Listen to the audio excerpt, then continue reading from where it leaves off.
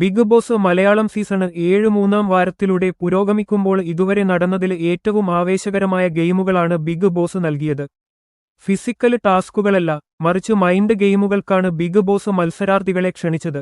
അതിന്റെ പ്രതിഫലനം ഹൗസിൽ ഉണ്ടാവുകയും ചെയ്തു.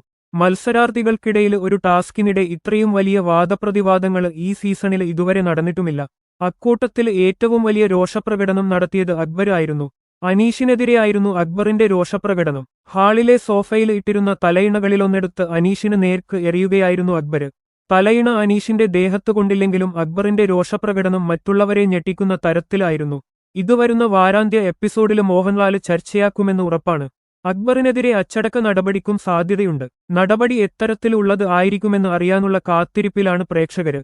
പണിപ്പുരയിലേക്ക് വലിയ പോയിന്റ് വാഗ്ദാനവുമായി ബിഗ് ബോസ് ആരംഭിച്ച ടാസ്കുകളിൽ 4ാമത്തേതിന്റെ ഭാഗമായാണ് മത്സരാർത്ഥികൾക്കിടയിൽ വലിയ തർക്കങ്ങൾ ഉണ്ടായത്. ടാസ്കിനായി 3 ധൈര്യശാലികളെ തെരഞ്ഞെടുക്കാനാണ് ബിഗ് ബോസ് ആദ്യം ആവശ്യപ്പെട്ടത്.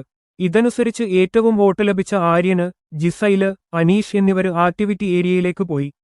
3 പോഡിയങ്ങൾക്ക് മുന്നിലുള്ള ടാസ്ക് ലെറ്റർ ഓരോരുത്തരും വായിക്കണമായിരുന്നു. അനീഷിന് ലഭിച്ച കത്തിൽ ഇപ്പോൾ മുതൽ സീസൺ 7 അവസാനിക്കുന്നതുവരെ നിശബ്ദത പാലിക്കണം എന്നായിരുന്നു ഉണ്ടായിരുന്നത്. ഇത് വായിച്ചതിന് പിന്നാലെ അനീഷ് നിശബ്ദതയിലേക്ക് പോയി. ആര്യന് വായിച്ച 2ാമത്തെ കത്തിൽ മുന്നിൽ വച്ചിരിക്കുന്ന ജ്യൂസ് കുടിക്കണമെന്നതായിരുന്നു. ജിസൈല് വായിച്ച കത്തിൽ തല മുണ്ടനം ചെയ്യണമെന്നും ടാസ്കുകൾ 3 പേർക്കും പരസ്പരം സ്വിച്ച് ചെയ്യാവുന്നതാണെന്നും ബിഗ് ബോസ് അറിയിച്ചിരുന്നു. ടാസ്ക് അതിനോടകം ആരംഭിച്ചിരുന്നതിനാൽ സ്വിച്ചിംഗ് ചർച്ചകളിൽ അനീഷ് പങ്കെടുത്തില്ല. 1000 പോയിന്റ് ആണ് ബിഗ് ബോസ് ഈ ടാസ്കിനായി നിശ്ചയിച്ചിരുന്നത്. 1000 പോയിന്റുകൾക്കായി തല മൊട്ടയടിക്കാൻ തനിക്ക് സാധിക്കില്ലെന്ന് ആര്യന് തീരുമാനമെടുത്തു.